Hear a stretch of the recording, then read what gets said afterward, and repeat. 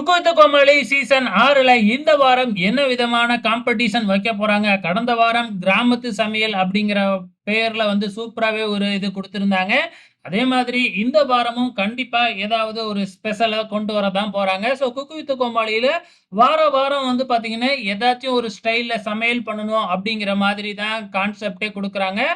அவங்களுக்கு இஷ்டப்பட்டத செய்ய முடியாது அப்படிங்கிறது நமக்கு நல்லாவே தெரியும். இருந்தாலும் பார்த்தீங்கன்னா, இந்த வாரம் நீங்க என்ன செய்ய போறீங்க அப்படிங்கிறத முன்கூட்டியே போட்டியாளர்கள் கிட்ட சொல்லிடுவாங்க அப்படின்னு தான் நான் நினைக்கிறேன். ஏன்னா பார்த்தீங்கன்னா, அப்படி சொல்லல அப்படின்னா கண்டிப்பா அவங்களால செய்யவே முடியாது. இருந்தாலும் சர்ப்ரைஸா சொல்ற மாதிரி தான் சொல்லுவாங்க.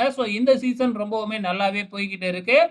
கடந்த வாரம் யாரும் எதிர்பார்க்காத விதமா நம்ம நந்தகுமார் பார்த்தீங்கன்னா, செஃப் ஆஃப் த வீக் வாங்கி எல்லாருக்குமே ஒரு ஷாக் குடுத்திருந்தாங்க. அதே டைம்ல போன ரவுண்ட் ஃபுல்லாவே டாப்ல இருந்த பிரியா ரமணன் பார்த்தீங்கன்னா, இப்ப 4த் பிளேஸ்க்கு போயிட்டாங்க. அது மட்டும் இல்ல, டேஞ்சர் ஜோன்ல இருந்த நம்ம ராஜுபாய் கூட இப்ப 3வது இடத்துல இருக்கிறாங்க. இன்னைக்கு தொடர்ந்து மீண்டும் ஒரு காம்படிஷன் நடக்கப் போகுது.